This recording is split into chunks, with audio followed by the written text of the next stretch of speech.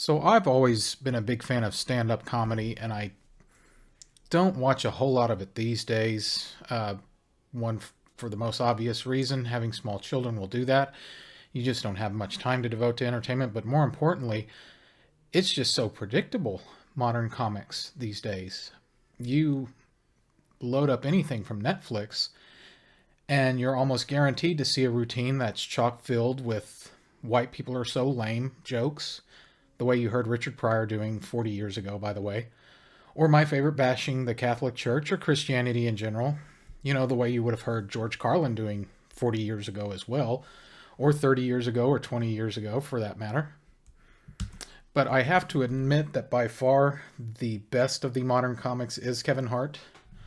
Um, True, his routines are laced with profanity, and he has his personal failings.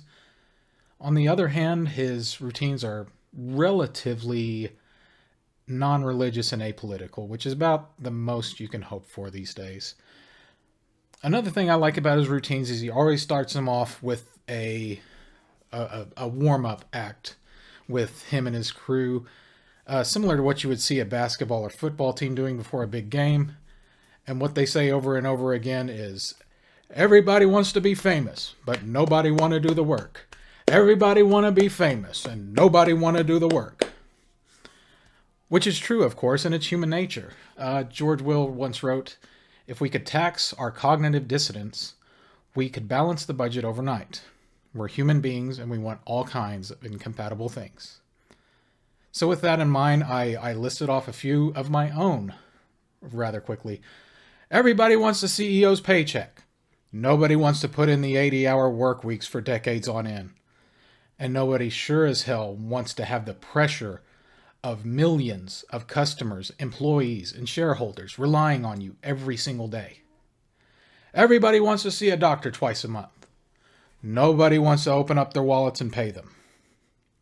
And nobody, I mean nobody, wants to spend a decade out of the prime of life hitting the books, studying, going through doctor's programs, dealing with the debt, going through residency, and continuing your ongoing education even after you have your own practice. Everybody wants to be valedictorian. Nobody wants to hit the books 4 hours a day, including weekends. Everybody wants to live rent-free. Nobody wants to live on less than they make and pay off the mortgage early. Everybody wants to give their kids a leg up.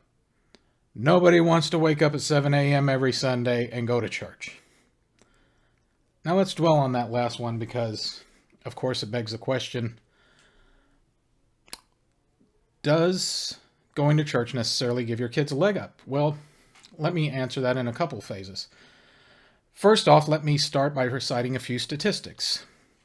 And these are not new. These are taken from sources like the Department of Health and Census, Center for Disease Control, etc. I'll post links and sources on my webpage and in the comments. Children from fatherless homes are 5 times more likely to commit suicide.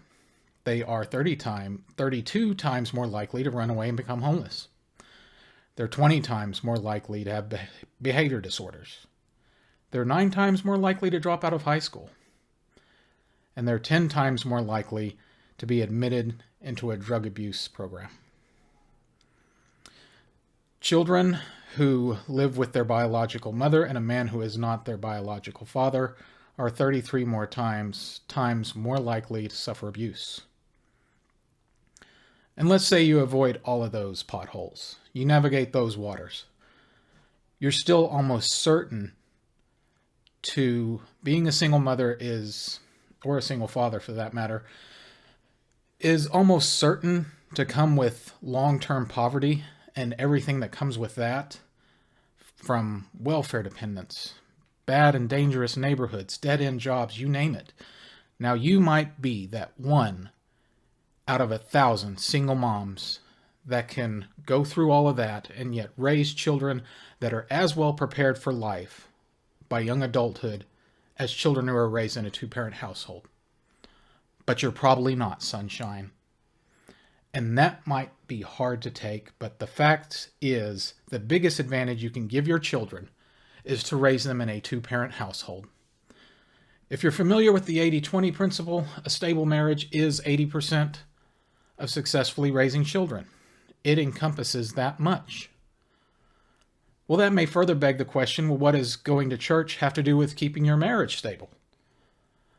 Not too long ago, there was a study ballyhooed within the media throughout that Christians divorce at the same rate as non-Christians, which is true until you look a little bit deeper into the numbers. And a gentleman by the name of Charles E. Stokes, writing at the Institute for Family Studies, did just that. And while it is true that conservative Christians divorce at the same rate as everybody else, that number includes nominal Christians, i.e. people who attend once, maybe twice a year. And that's only if they're feeling particularly spiritual on Easter Sunday and they're not really heavy into a video game or whatever else they usually do on Sundays. But buried within the statistics, and of course not mentioned throughout the media anywhere, is that actively participating in church drastically has lower divorce rates, upwards of 35%. So, I would argue that yes, regularly going to church and being an active member in your church, and I'm not talking just going a few times a year, going on a regular basis and participating and actively giving time and or money to your church significantly reduces your chances at divorce. And again, that is the best thing you can do for your children. And just like people might think that they're that single mom who can beat the odds, you might think that you're one of those families that can beat the odds, because your odds are a little bit greater. I mean, true, the overall divorce rate is still only 1 in 2, but the more important point is, if you really want to give your children a leg up in life, you don't take that chance. You give yourself every advantage that you can.